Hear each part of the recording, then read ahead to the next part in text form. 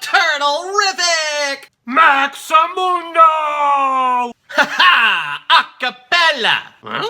Acapella? Perestroika? I got it. Frere Jacques. Frere Jacques. Frere Donnie, Jacques. give it up.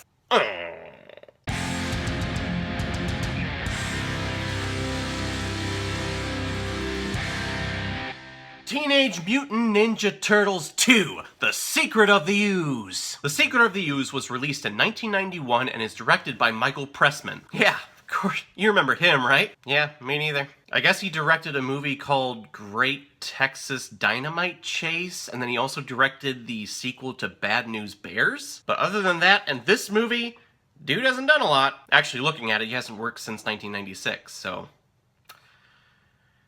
what does that tell you? The film stars Paige Chiro, David Warner, Ernie Reyes Jr., Adam Carl as the voice of Donatello, Robbie Rice as the voice of Michelangelo, Brian Toshi as the voice of Leonardo, my favorite, Lori Faso as Raphael, and Kevin Clash as Master Splinter. So the Ninja Turtles and Splinter are homeless after their last victory over Shredder, and they shack up with news reporter April O'Neil for the time being, which is making her life very hectic. The rat is the cleanest one, as she so puts it. April is currently covering a story on this company called TGRI and their cleanup of chemicals in the city. These chemicals have the power to mutate any living substance that they come in contact with. And it's revealed that these chemicals, or ooze as they call it, is what mutated the Ninja Turtles 15 years ago. Meanwhile, the Shredder returns and steals a vial of the ooze for himself to create his own mutant monsters. And chaos ensues. Now, the Ninja Turtles was my very first obsession as a kid. Everything was always about the Ninja Turtles. I had shirts, I had a onesie, and I had many of the action figures. However, those action figures were thrown out during one of the many moves that we did when I was a kid. Very hard to forgive that. But I absolutely loved this property, and growing up, this was my favorite of the trilogy. Watching it today,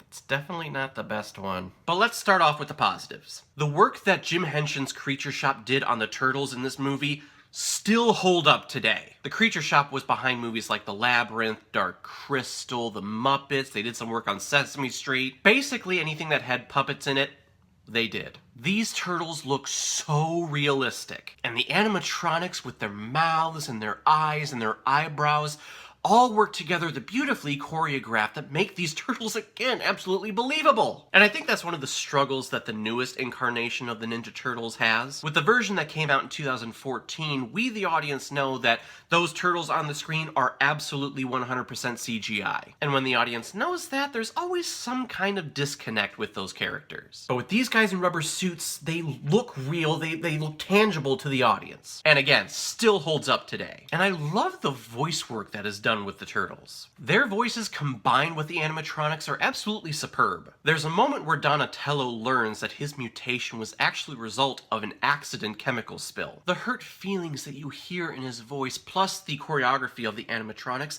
makes this such a powerful moment in the movie. Which is so cool because these guys are in rubber turtle suits! But this was a very brief moment, and I wish this movie had more heartfelt moments like this. Wishing that your life means something only to find out later that it's actually an accident is a very powerful theme to have in storytelling. The majority of us look for some sort of meaning in our lives, and a lot of the times we leave disappointed. I felt that this movie could have explored these deeper themes a lot more. But instead, this script is just kind of there to be there. This sequel just came out under a year from the original installment. Holy crap, that's fast. Now, the first movie's box office take was $202 million.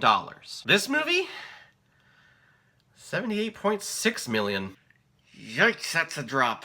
And I absolutely feel that this is the result of the rush script and the rush deadline. Plus, there's this Kino guy in the movie who is an absolute asshole. Why would you ever have this guy on the screen? His very first line that he has in the movie, he's trying to pick up a girl on his scooter. He gets rejected, and his response to that is, "Okay, I guess I'll just dream of something a little thinner."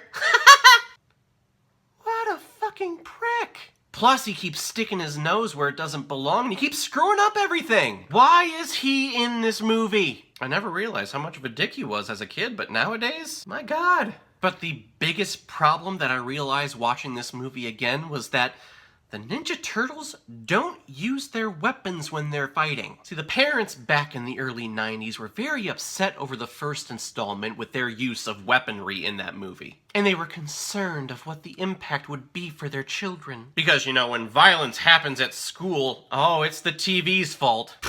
Please. But there was an uproar from idiotic parents, so this movie did scale back the use of weapons during their fight scenes. So instead of actual ninja techniques, the fight scene shifted into a comedic slap fight, almost as a parody of the property. Leonardo's katanas are always missing. Raphael, I don't think, ever pulled out his sais. Michelangelo, I don't think he even had his nunchucks. Donatello's the only one who actually got to use his weapons, but he only used it like a baseball bat. This is kind of depressing.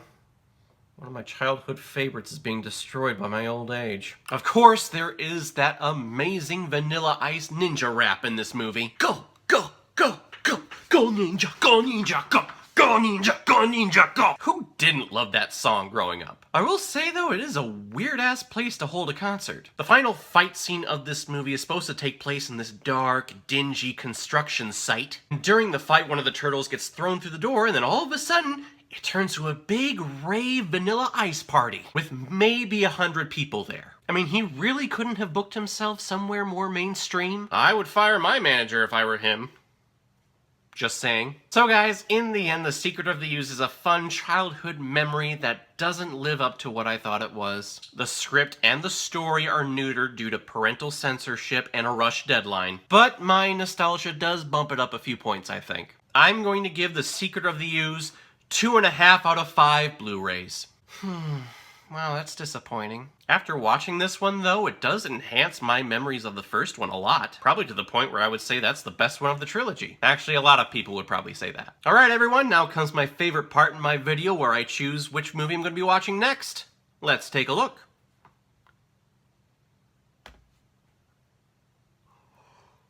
Unbreakable! This is the best M. Night Shyamalan Ding Dong movie ever. Actually, probably one of the best superhero movies ever, too. If not the best superhero movie, definitely the best original superhero movie. Ah, yes! I've been wanting to rewatch this so bad. So guys, have you seen The Secret of the Ooze? What did you think about it? Or what were your memories of seeing it as a kid? Or if you've never seen it before and you stumbled across it because of this video, please comment below, let me know what you thought about it. Also, after you're done commenting, please like and subscribe to my channel so you know the next time I'm posting my next review. Right, everyone, I will see you next time with my review of Unbreakable. In the meantime, be well, be good to each other, and go watch a movie. Oh, and don't forget, go ninja, go!